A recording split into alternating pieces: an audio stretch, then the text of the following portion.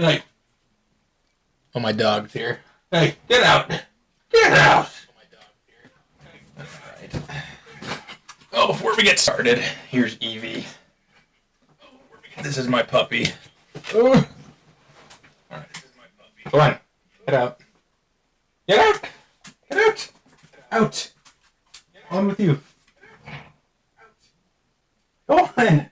Go on. Go on. Go out. Get out of my room. Go on. Go.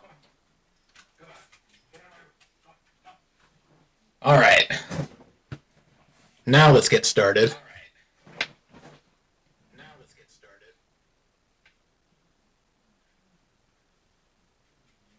Let me make sure the echo doesn't go too bad.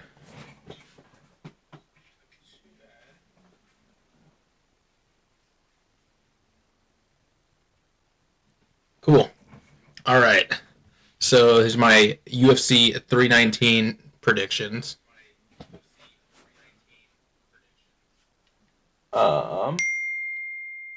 So we can get started. There's a few fights that are not on the official page yet. But first we got Alibi Idris versus Joseph Morales. When I watched the episode of Tough, I thought Morales kind of robbed his opponent. And Alibi's been looking convincingly I thought he's been looking pretty dang good. I'm gonna take Alibi. I think he's more dynamic. I think he'll be able to. I don't want to say sub, but he has sub and KO threat. Excuse me. He's had good moments on both sides of the spectrum. He had some good submission attempts against his first opponent. Controlled most of that fight, and he also knocked out his most recent opponent. Joseph hasn't been looking too good. He looks kind of slow. He does have more experience, albeit not by a lot. But yeah, I'll take Alibi Idris by round 2 TKO. Rodrigo Senzinato versus Daniil Donchenko. This is the other tough finale. This one's a little tricky to me because I do think Rodrigo has the ability to beat Daniil. I don't imagine they have betting odds on it yet. Yeah. I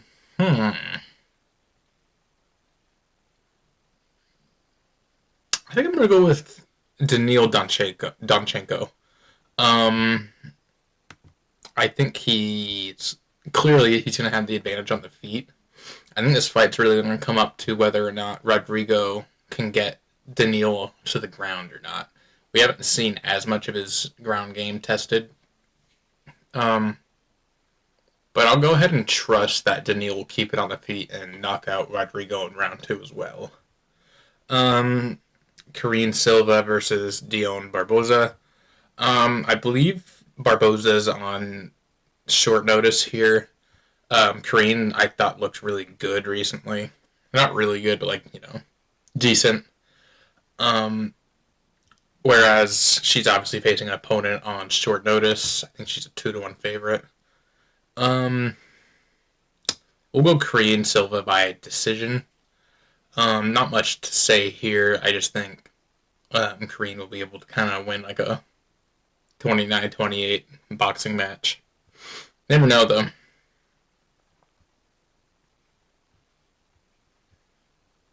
Alright, we can go to here now. Oh. Kind of surprised. Anyways, we got Brian Battle versus Nursultan Ruziboyev. This is really funny to me. Looking in comment sections, for whatever reason, Nursultan has the most not rabid, but he's got such a loyal fan base. It kind of reminds me of the Turkish guy. Just lost. Ebo Aslan. It reminds me of the Ebo Aslan fan base. I'm actually gonna take Brian Battle here. I think Brian. The thing with Nursultan is that he's dirty as shit, and he's not like a size bully because he does make the weight. but he outsizes all of his opponents. And I remember his last fight, he was getting himself into a bit of trouble. Um, I think I'm gonna take Brian Battle by decision. I don't think Nurselton's gonna be is gonna totally be able to kind of outsize him. He's gonna be bigger, but Brian Battle, I don't think Brian Battle's 6'1". I could have sworn I saw somewhere it said like 6'2", 6'3". I don't think the height's right here. Brian is a huge welterweight, and it looks like he actually has a reach advantage here, which I didn't expect. Brian's actually a one minus 175 favorite. I was kind of expecting him to be the underdog. I do see this fight potentially going Nurselton's way. If you're looking for a good underdog, I would go. I think Nurselton Ruzaboyev has some good value on him, but we're gonna go Brian Battle by decision. Edson Barboza versus Drakkar, close. Kind of sucks seeing Edson on the early prelims. Um, and he's taken a lot of time off. He lost to someone who you guys know I fucking hate. Um, um, but yeah, he took a pretty good beating from Lerone Murphy uh, over a year ago. So he's been out a while. Um, I think I'm gonna pick Drakkar Close to win this one by decision. Um, I think Edson will probably, throw a wheel kick or whatnot, but at this stage in his career, I think he's like almost 40, if not 40. Taking a lot of damage, especially his most recent fight. He took like 200 significant strikes. He's taken a long time off. He's moving up in weight, which tells me um, he not only doesn't feel confident at 145, he's kind of losing that confidence as he gets older. Um, but I feel like just the wear and tear in his body too is more evident with that move up in weight. So I think we'll see Jakar close. Don't get me wrong, I don't think he's super impressive. Both of these guys are coming off losses. Um, I think it'll be like a 29-28 decision for Jakar close, 29-28 all across the board. Edson might win the first round, and Jakar might control the latter rounds of the fight. So, yeah. Chase Hooper versus Alexander Hernandez. I think Chase is a pretty big favorite in this one. Yeah, 330 favorite. Alexander Hernandez, he is coming off a pretty good win. Um, can't remember necessarily who. I'd have to check. Who's in the Apex? Yep. And I actually picked against him in that fight, and he did win it. Um, but Hernandez hasn't really been the same since losing the Cowboy, which I know everybody says. Um, but he is going to be the significantly smaller fighter. Um, and he is going. I think just he does have a little bit more experience, kind of a vet in the UFC. But I think Chase Hooper will be able to kind of. I saw a few people saying, including Guru, saying that Chase Hooper's not going to be able to take Hernandez. Um, he's going to get hit, which I mean, I'm sure he's going to get hit. This is MMA, you're going to get hit. I think Chase is going to be able to control this. I think he's going to get it to the ground, and I'm going to go Chase Hooper by late round 2, early round 3 sub, I think. I picked Chase to submit Jim Miller, and that didn't happen. He got pretty close. He almost ripped freaking Jim Miller. Excuse me, God, I can't talk.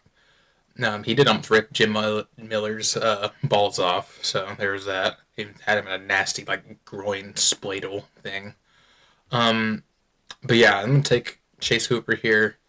Um, I think he's been on a tear recently. I mean, he's doing real well for himself, and I don't see Alex Hernandez stopping that. Jessica Andrade versus Lupi Gondinez. I'm not sure about the odds. I think they're pretty even. Um, yeah. Lupi's a slight favorite here. A part of me wants to pick Jessica Andrade, but she has not been. don't get me wrong, Loopy has not been impressing me too much. Excuse me, too much either recently. I think her wins are kind of just eh.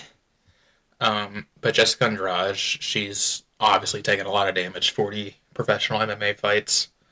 And I just don't think she's that same fighter she used to be. I believe I actually picked Andrade wrongfully so.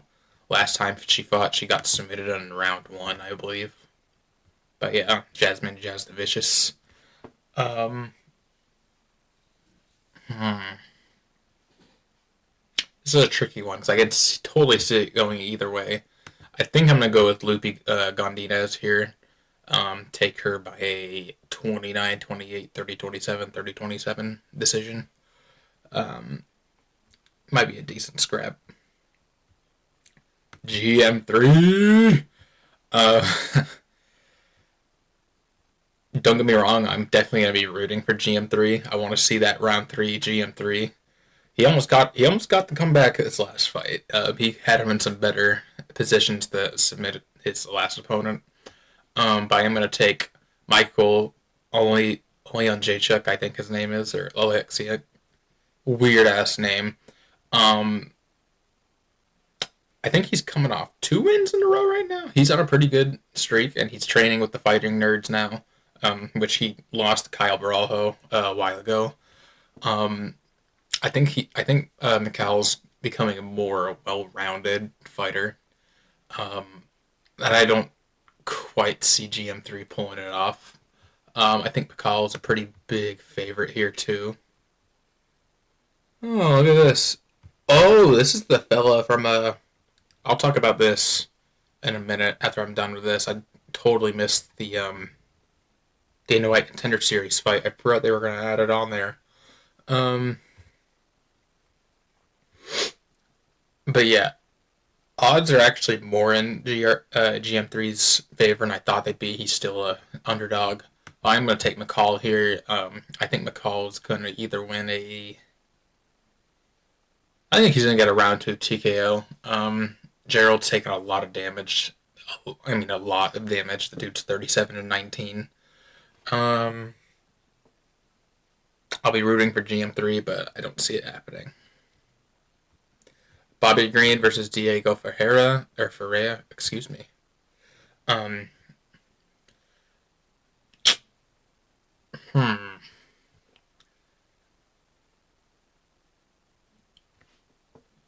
This is a tricky one because Bobby Green's on a bit of a losing streak right now, but it's not like he's losing the bumps. He lost to Mauricio Rufy by that.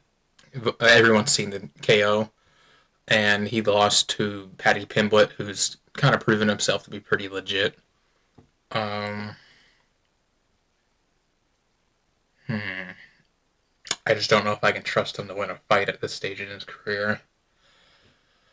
I think I'm going to take Diego Ferreira. I don't know the odds on this one. Pretty even as well. Diego's a mild favorite. Um, I think that's correct. I can totally see. I mean, Bobby Green has proven us wrong before. He knocked out Grant Dawson that one time where he was like a minus 600, or excuse me, like plus 600 underdog. Um, but I think Diego's pretty solid. He's coming off a loss, but I think he's been pretty dang good recently, especially for someone who's been around for a while. I'll take Diego by, I want to say decision, but Bobby is kind of chinny at this point in his career. Um, I'll take Diego Ferreira by decision. All right, on to the main card: Kai Asakura versus Tim Elliott. I'm taking Kai Asakura. I can totally see a world where Tim Elliott pulls off some weird shit and ends up submitting Kai Asakura. Um, but a part of that comes from the fact that he got submitted by, but the fact is like he got submitted by Pantoja, which a lot of people have been submitted by Pantoja. That knee that he landed on Pantoja at What was that, 310? Yeah, 310. If that knee landed on anyone else, they would have been out cold. It's just that Pantoja is a monster, and he has that. I think Pantoja honestly has like a pound for pound top like five chin right now. The dude can eat a shot. No diddy. Um, so I'm gonna take Kyle Sakura by round one KO. I think Tim Elliott.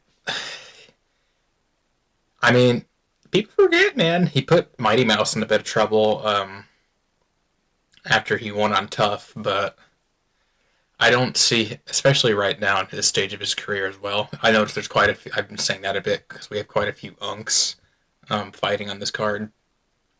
I don't think Tim Elliott, especially being older, pretty dang old in this flyweight division, I don't think he's been able to survive Kaya Sakura. And I don't think Kaya Sakura is necessarily a scrub on the ground. I just think that compared to Pantoja, he kind of looked like one. So I'm going to take Kai by round one KO.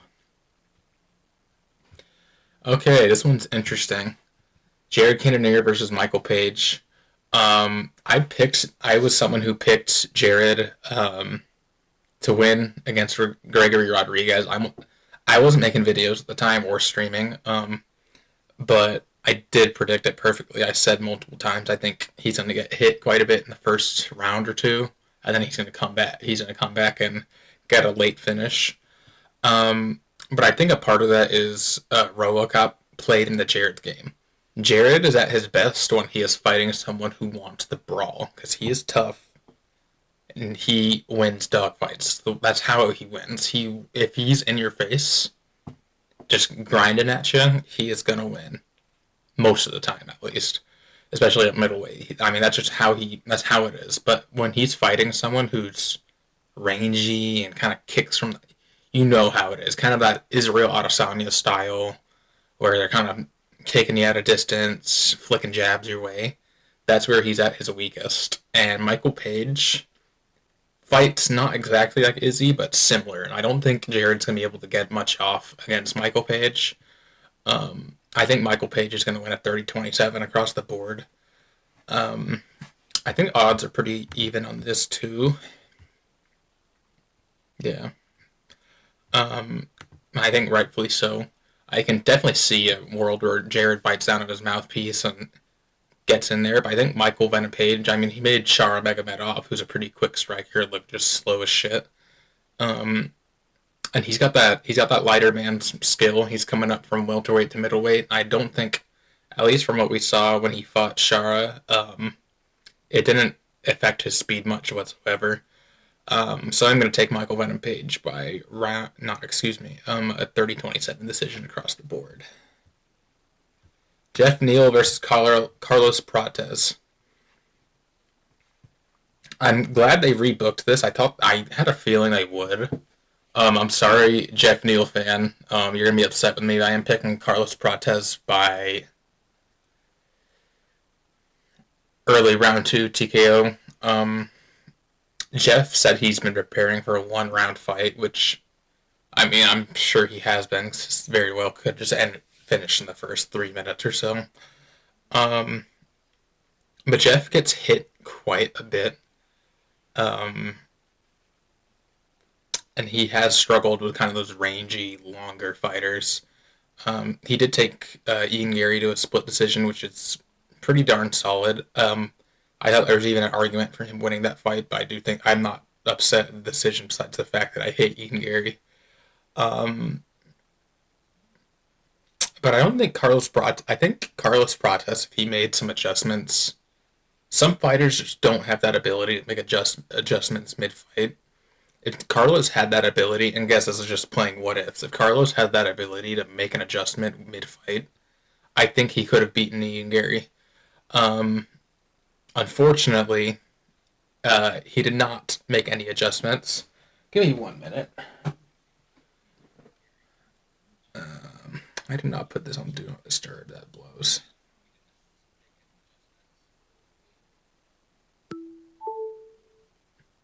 I look a little red right now. I got burnt. I was hiking up a mountain.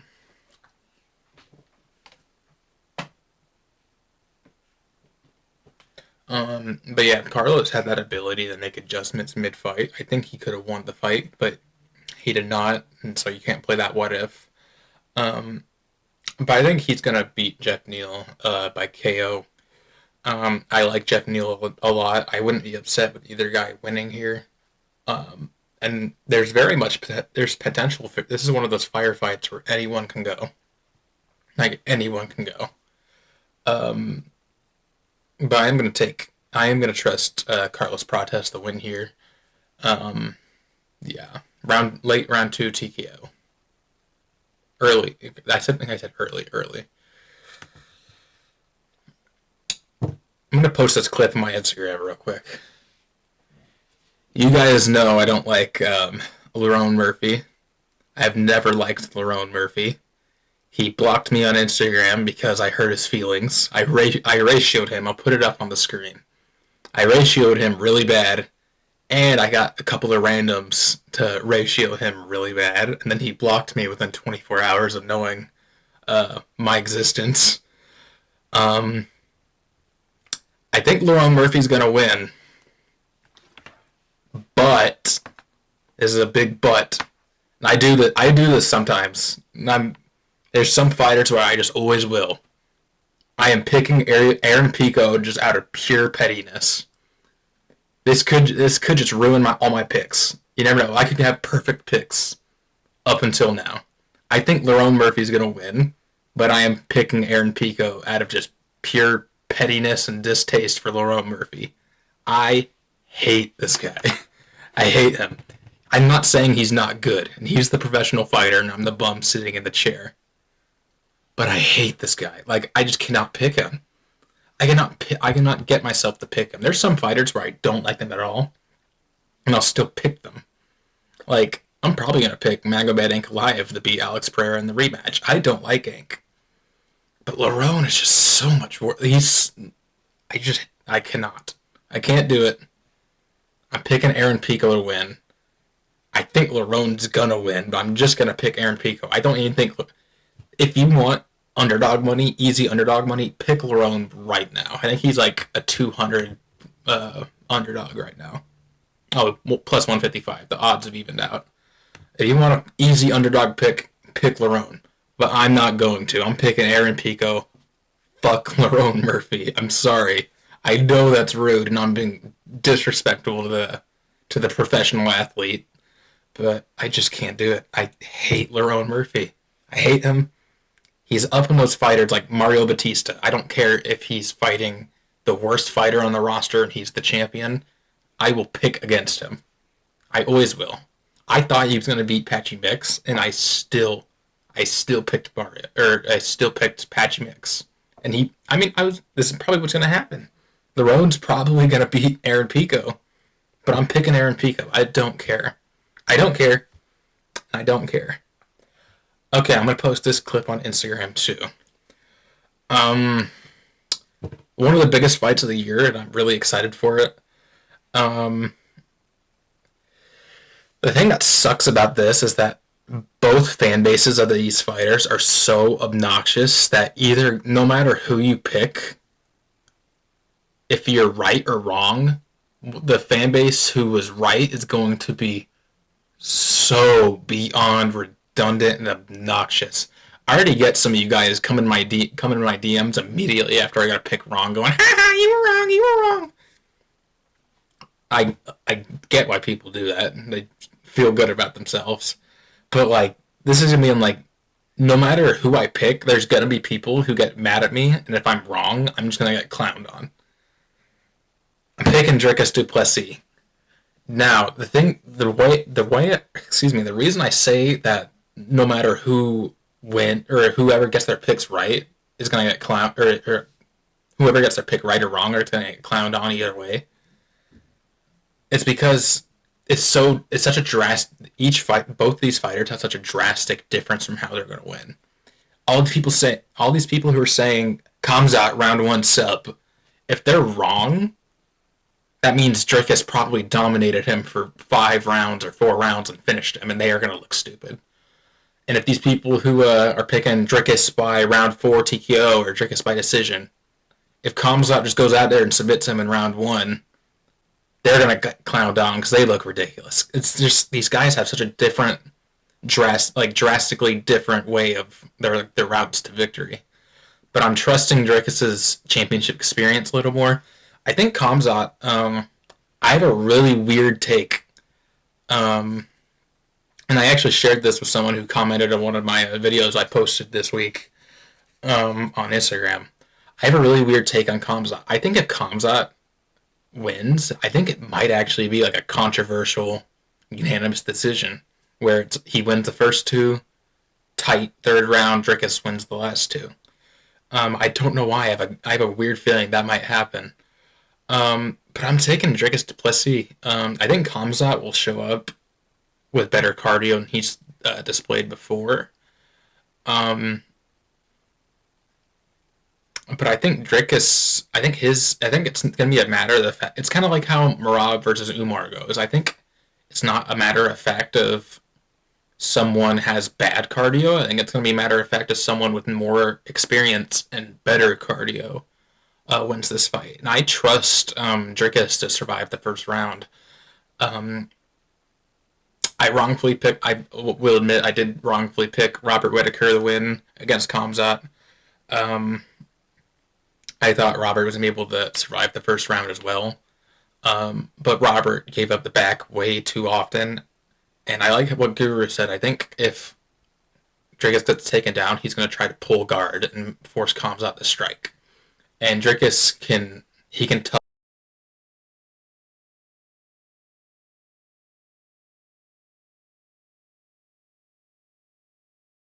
out getting hit a little bit. I don't think he's going to give Kamzat the back. Um, but like I said, it's so tricky because no matter what, if I'm right, the Kamzat guys are going to look so stupid. But if I'm wrong, I'm going to look so stupid. These guys are just have such a different way of winning the fight, in my opinion.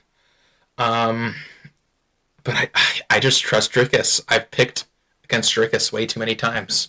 The only time I've picked Dricus out of his last like 4 or 5 fights was against Sean Strickland the second time. Or yeah, the only time I've picked him in the last 4 or 5 fights was Sean Strickland the second time. Other than that, he's won. He just keeps proving me wrong, and I think he'll prove a lot of people wrong here. Um, I may or may not post this on YouTube.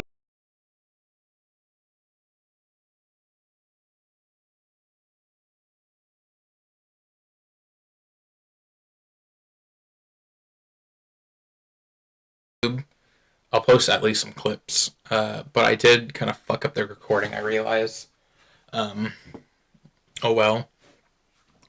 Um, but yeah, I'm. It's again. It's. I might just look like a total idiot by the time I'm done with it. I mean, I'll take the embarrassment. I get it. I can totally.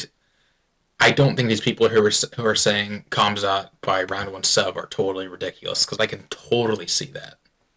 I can totally see it. But I'm trusting Dricus a little more. Maybe he betrays my trust here, but I'm gonna trust Dricus to come in with a good game plan. He's came in with a good game plan these past couple of fights. He's really been able to adjust mid fight several times.